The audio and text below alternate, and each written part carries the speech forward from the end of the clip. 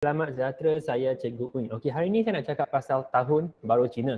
Okey, untuk hari ini, 4 benda saya nak sentuh iaitu pengenalan, zodiak Cina, sambutan Tahun Baru Cina dengan hari-hari yang penting. Yang pertama, Tahun Baru Cina, dia merupakan satu perayaan yang penting bagi orang Cina untuk menyambut Tahun Baru dalam kalender Qamari Cina. Lepas tu kalender ini dia terbahagi kepada 12 tahun, okey, maksudnya 12 tahun satu kitaran. Dan dinamakan sempena nama haiwan ataupun dipanggil sebagai zodiak Cina. Okey, yang pertama nak sentuh pasal zodiak Cina. Okey, zodiak Cina ini dia macam satu cycle lah kitaran.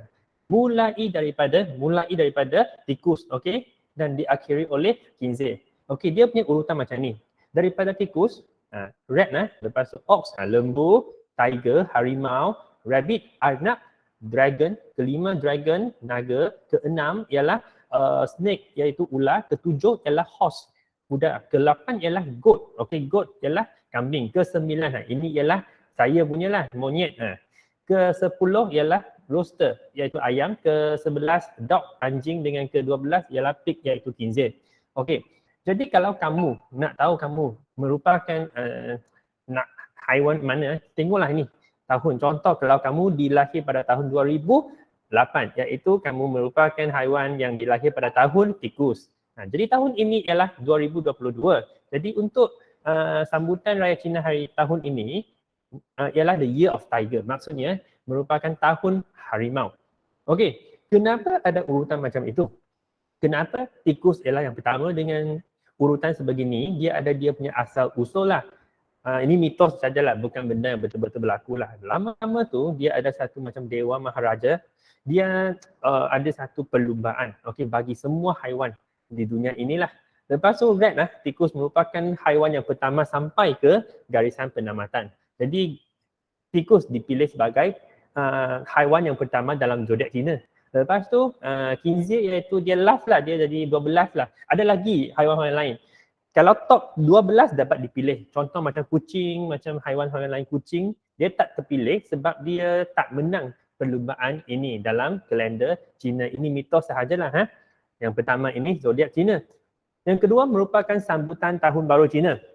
Okey, biasanya apabila sambutan itu kami akan pergi menziarahi saudara mara. Ini samalah dengan tahun dengan raya lah, dengan hari raya juga sama, semua pergi menziarahi saudara mara dengan kawan-kawan. Dan bila kami pergi menziarahi kawan-kawan ataupun saudara mara, kami akan berucap kongsi facai, iaitu kongsi facai dalam bahasa Cina yang bermaksud tanyalah, kongsi maksudnya tanya, facai maksudnya apa tahu? Facai maksudnya menjadi cepat kaya. Jadi kongsi facai punya maksud ialah tanya dan semoga mendapat rezeki. Jadi kaya lah macam tu. Okey, yang kedua, ini syok lah kalau golongan muda. Sebab apa? Sebab golongan muda, dia akan melawat golongan tua dan menerima wang. Kita panggil dia sebagai angpau dalam sampul merah bagi melambangkan nasib baik. Macam mana kita nak kategori dia sebagai golongan muda? Sesiapa yang belum kahwin, kira muda lah. Contoh kalau you 40 tahun pun, you belum kahwin, masih boleh lagi terima angpau. Selepas orang Cina dia dah kahwin, dia dah kena start untuk memberi angpau kepada golongan muda. Itulah. Okey, lepas tu hari-hari penting. Okey, untuk Tahun Baru Cina, dia ada 15 hari. Jadi untuk hari ini, bila saya rakam video ini, kira hari yang ke-11. Okey, maksudnya masih dalam hari raya lagi. Sebab Chinese dia percaya hari raya Cina dia ada 15 hari. Jadi hari-hari penting. Yang pertama, sehari sebelum Hari Raya Cina ataupun dipanggil sebagai Chinese New Year Eve, kita ada satu yang dipanggil reunion dinner, makan malam besar. Iaitu kita dengan family akan makanlah untuk reunion, untuk macam saya orang Kedah. Okey, di sini ialah Selangor. Jadi saya akan balik kampung untuk makan dengan saya punya parents, saya punya grandparents, macam itulah. Okey, reunion dinner. Jadi untuk hari pertama untuk Tahun Baru Cina, biasanya kami akan pergilah menziarahi kawan-kawan, bukan, saudara mara dulu. Kita pentingkan family dulu. Lepas tu ada masa pergilah menziarahi kawan-kawan apa. Tapi untuk sini saya nak cakap, pasal hari pertama dia ada satu pantang larang. Sebenarnya dia ada banyak lah, tapi saya cakap yang satu je. Biasanya dekat hari pertama, kami tidak tidak digalakkan untuk menyapu lantai. Kenapa? Sebab orang Cina percaya bahawa apabila you menyapu lantai pada hari pertama, maksudnya you punya semua prosperity, maksudnya you punya kekayaan semua dia akan disapu keluar. Maksudnya mungkin kamu akan mengalami kesukaran lah untuk mendapat rezeki pada tahun tersebut. Okey, ini hari pertama. Untuk hari ketujuh, juga dipanggil sebagai hari jadi orang ramai ataupun dipanggil sebagai Ren Ri. Okey, hari jadi macam kadang-kadang kan saya pernah terima happy birthday. Orang mesej saya happy birthday pada hari ketujuh Chinese New Year. Masa tu saya pun rasa, kenapa orang mesej saya hari happy birthday padahal bukan birthday saya pun. Oh, rupa-rupanya saya tahu hari ketujuh untuk Chinese New Year ialah hari jadi kepada semua orang. Kenapa cakap macam tu? Ini pun satu mitos. Okey, bukan benda yang betul-betul berlaku. Ini bukan pasal agama, pasal mitos je lah dekat negara Cina tu. Okey, sini ini perempuan ni, nama dia sebagai Nuiwa. Okey, kita panggil dia sebagai Dewi.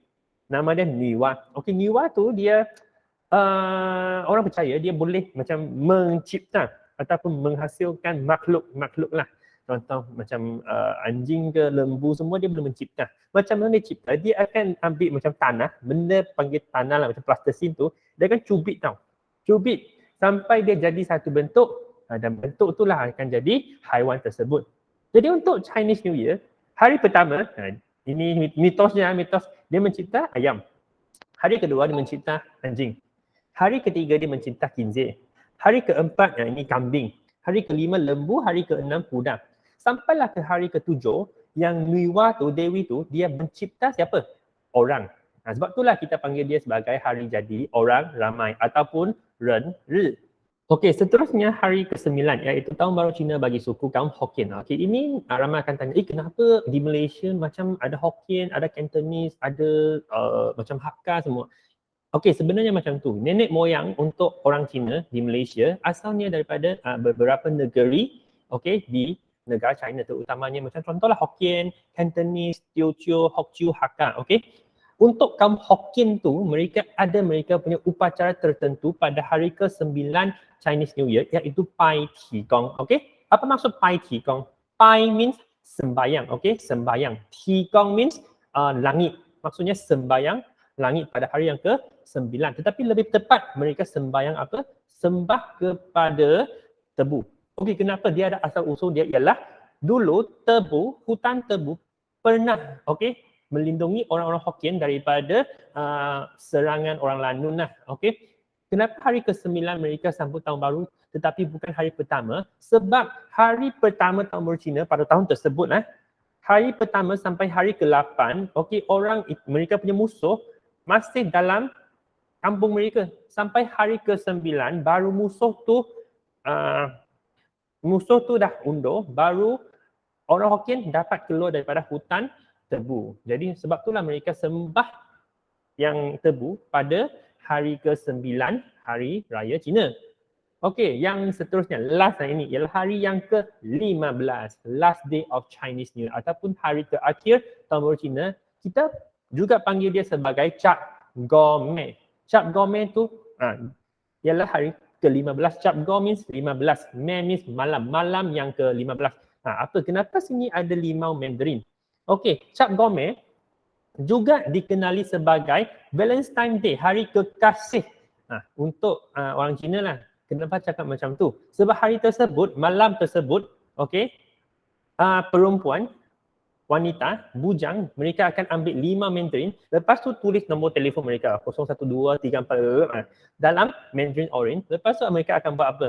Cari satu tempat sungai ke ataupun laut ataupun longkang besar, mereka akan lontarkan atau buang mereka punya Mandarin Orange ataupun 5 Mandarin lah ke dalam sungai tersebut.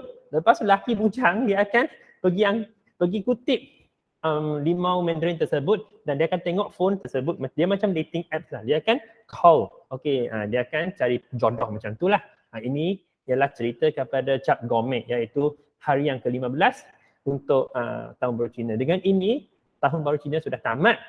Jadi itu je lah semua pasal zodiak Cina, pasal perayaan tahun baru Cina dengan hari-hari penting tahun baru Cina. Sekian sahaja daripada Cikgu Uy. Harap-harap kita semua boleh faham budaya ataupun asal usul untuk kawan-kawan lain. Okey, terima kasih. Bye bye.